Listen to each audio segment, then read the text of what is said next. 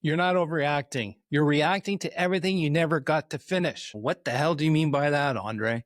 Well, this week, I was talking with Raquel Deviné. She's a therapist from Belgium, and she specializes in stress and trauma in neurodivergent people. Okay? So if you haven't heard about it, if you haven't listened to the episode, please listen to the interview just earlier this week. And the three things that I got out of this was stress is a body response. Trauma is you're stuck. Second one, the stress cycle must be completed to prevent trauma. Generational trauma is real and invisible, and she's one of the few people that explained to me why and how it works. So let's get into it. The first one, stress is a body response, trauma is stuck, okay? And then how she explained it is that the trauma is actually part of your nervous system. It kind of gets ingrained in it. That's how I understood it. She might, the official professionals out there may not completely agree, but that was my simplification. Okay. For me, I always thought that trauma was this massive, obvious event, but it turns out it's not. Okay.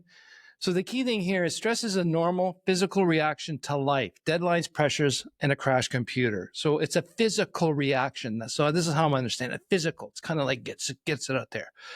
But trauma happens when that stress doesn't complete its cycle. She says there's a stress cycle. We got to get through it and deal with it so we can release the stress.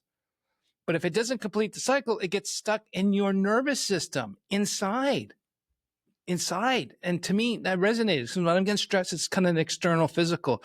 But the trauma, it's more inside and within your nerve. It's a full body experience, not just a surface thing. That's how I see the stress is more surface, and then the trauma is more internal body sensation. And that really resonated with me when she said it's the nervous system trapping that unfinished or incomplete stress cycle.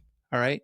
So if the body doesn't release that fight, flight, freeze energy, it stores it in your body, for damn sakes. And that's when it becomes something more, something you carry. And then that becomes trauma with time. And that's why she says, the stress cycle must be completed. So what the hell do you mean by that, Raquel? So Raquel introduced the idea of the stress cycle. Okay, it starts with the stressor and ends when your body, I'm tapping myself for one's listening, your body resolves it. So if you fight, flee, or shake it off, great. If you freeze and stay stuck, the energy piles up. So that's why chronic stress, you get stuck in a frozen loop. So over time, it becomes unresolved stress, which is trauma inside your body, in your nervous system. That's why the key is completing the cycle. You can't think your way out of trauma. I wish I would have known that quite a few decades ago. Boom. You can't think your way out of trauma. You have to move through it, literally, through your body. That's why it takes professional help and support to deal with that trauma, because it's ingrained in there. We got to get it out. And it's just all this stress from all this time that's unresolved, and we get pushed it, right? Keep pushing those feelings down. Oh, I don't want to deal with it. Put them down. That becomes a trauma cycle. I think I just created the word. So don't quote me on the trauma cycle. It's the stress cycle that she was referring to. Now, for me, this generational trauma, I've heard about it. I just never completely believed it because no one could really explain it to me. And this just really shocked me because what she said was trauma can be inherited. So it's not just habits or behaviors, but actual nervous system patterns passed down through family lines. She mentioned something about genetics, but a lot has to do with social behaviors, the way that your parents or your grandparents were raised or whatever their trauma is, the way they raised or interacted with their kids kind of transfers that trauma as well. So if they got the trauma of being poor all the time and they have a lot of habitual habits that keeps them in that victim mindset of poverty, even though they're doing well, it gets brought down, even to this day.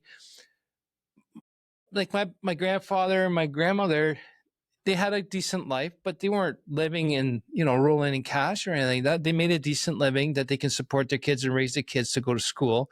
My parents, they made better money. They were better situated, but they still had that mindset of being poor and having to think that we can't do too much. And that kind of brought down to me where my value is for every hour I put in, I'm worth X amount of dollars.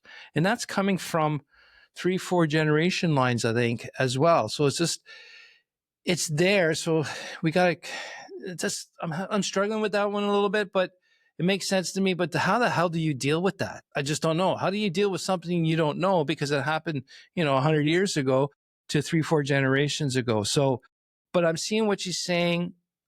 Society, even it's not only generational in your immediate nuclear family, but it could be your culture, French Canadian, Italian, English, whatnot. That culture also has its own sense of generational trauma that gets transferred down as a society, as a group as well. And it's quite interesting to be thinking and seeing that from that aspect. Not all stress is trauma, but every trauma starts with stress. If you feel triggered, overwhelmed, or stuck, your body might be holding on to something it never got to release. Maybe it's time to listen to that. I know I am. And that's probably one of the reasons that I am able to move forward with my therapy, with my therapist, with the internal family systems. I keep mentioning it because it's working well with me. I'm identifying my exiles. It's something in my body that was trained in me many, many, many decades ago. And my body's holding on to it. And now I'm starting to deal with it, to release it, to get through it, like Raquel said. So, okay, maybe I'm 30 years too late, but at least I'm moving through it to get through it so I can start having a better thoughts of myself, a better appreciation of myself, and a lot more respect for myself, and provide me compassion and let these exiles know, or this past trauma know it's not a me thing. It was a then thing. And let's look at this differently and grow together. I'm asking you now. You don't have to email me. You don't have to comment or anything, or just simply sitting with it is enough. Have you ever felt like something small hit you way too hard and it confused you? Do you think that might have been unresolved stress or trauma? If you're feeling comfortable with it, drop a comment or email me at André@theimpulsivethinker.com. Start a conversation, or just sit with it and think about it. Because you know what? That's the trick. That's the simple start. It's just sitting there to sit with it and think about it and observe and question and be curious about that small hit that was way too hard. Talk to yourself, talk to your old self. That's what I recommend. So thanks again for learning with me. I appreciate you listening. This is very important to me, that we all take care of our mental health so we can be better parents, better people, better entrepreneurs, and then we can just dominate the world and have a hell of a good time at the same time. So thanks again for learning with me. We'll talk to you soon. Take care.